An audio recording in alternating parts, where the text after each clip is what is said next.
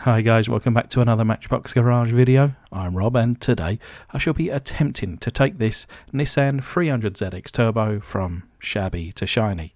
Now this one I unboxed recently from Scott Thomas, who has sent me a few boxes now, so I'm very thankful for those. But I did mention that I'll be restoring this one or customizing this one.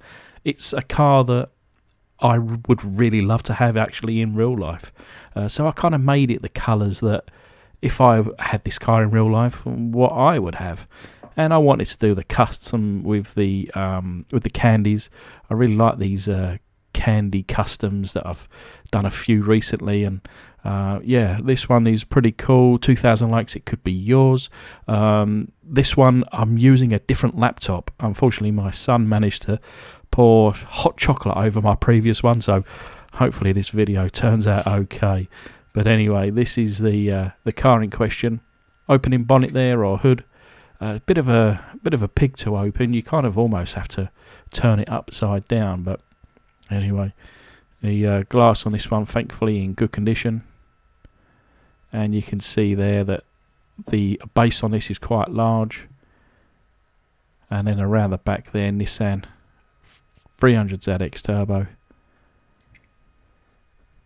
So this one with the old pop-up headlights, very cool, kind of 80s design.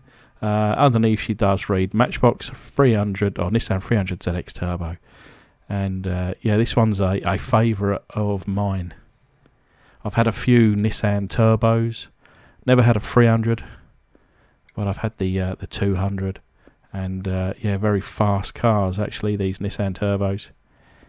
But you can see on this one it had 3 rivets,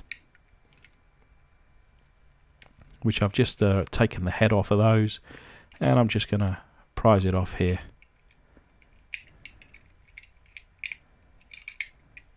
Trying not to bust out the wheels, although this will be getting a wheel swap today.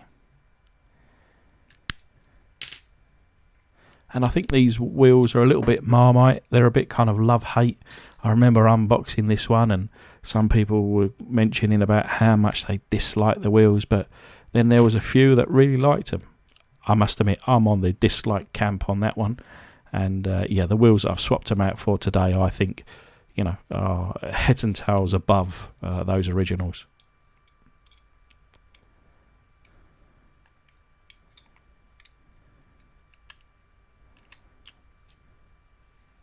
So the interior there in good condition, and that'll be just getting a clean up today.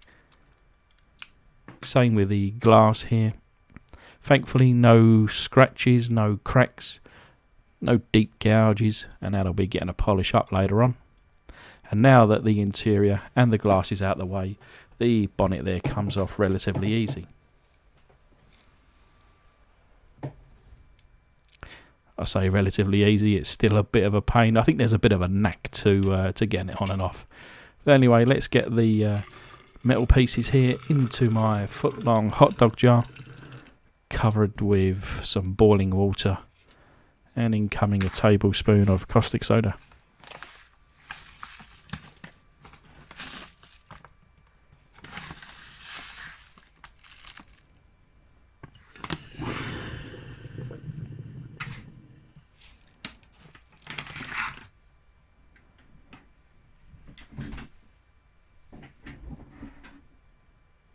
So making sure that I've got my rubber glove on. Not a huge amount of going on with this. I was a little bit concerned actually. Some of these newer Matchbox, they really do kind of put up a fight against the caustic soda.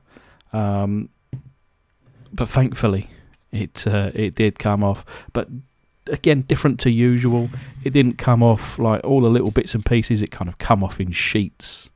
But whilst that was doing its thing, the plastic pieces here into some warm soapy water, and like I say, the interior there just to be put to one side, and that's ready to rock. And the windscreen, although it was okay, you know, I wanted it to be better than okay, so took to my sanding pads there just to kind of smooth it out. And then I'm going to be using this metal polish with just a tiny amount.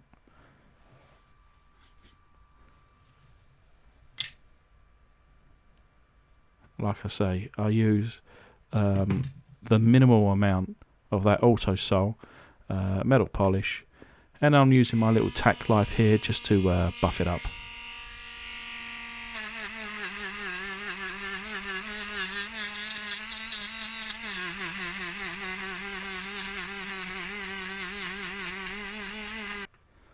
And after 5 or so minutes, a couple of runs over there, I think you'll agree that looks pretty good.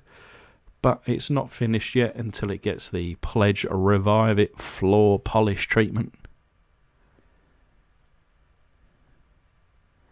And after that goes on, it's almost as good as new.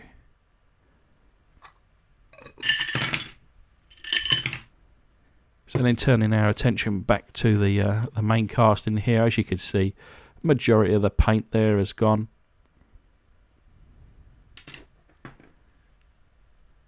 A little bit left over on the underside.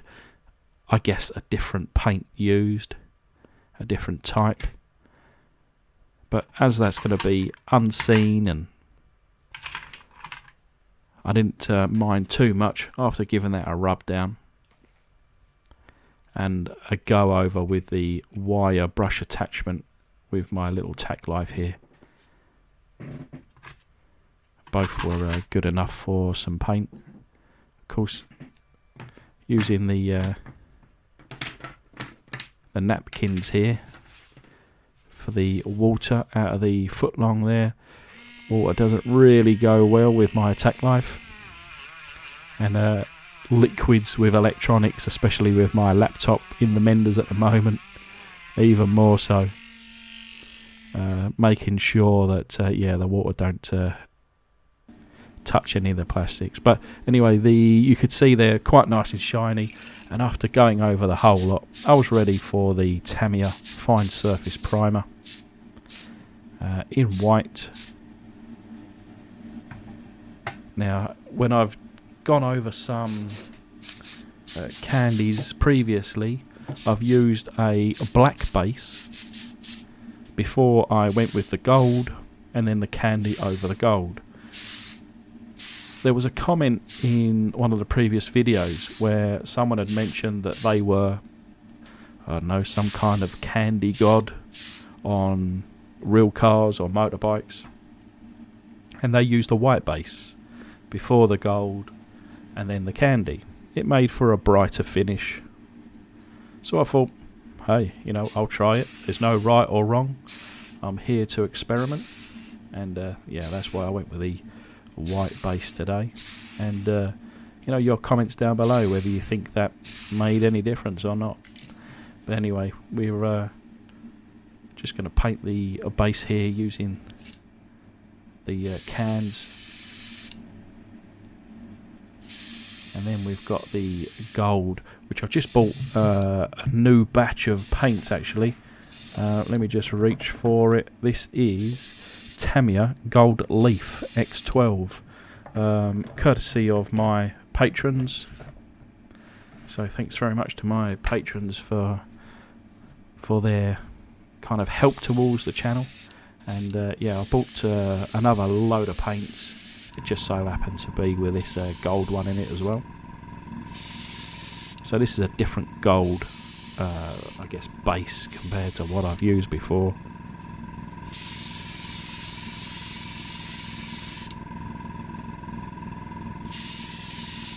And I guess the chap that mentioned it in the comments before, there was certainly a different kind of vibe to this gold paint.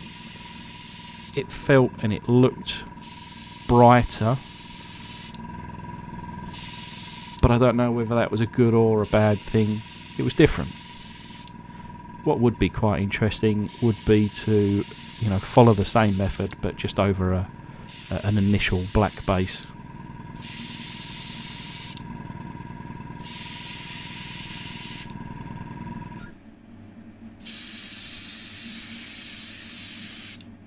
And although this gold over white may be brighter, I just wonder whether the gold over the black and then the candy would kind of give off a more deep and luxurious look. But again, it probably just depends on what you're really after for that finish. So this is gold leaf, and it does really look good. You know, I could have just put some clear over this and be done with it. But that's no, you know, we're here to do a candy, and I'm using the Green Stuff World Tiger Eye Brown. So I'm still reviewing this stuff, and it's so far been very good. I've been enjoying using this stuff, and I'll put a link down in this description below if you want to check out their website.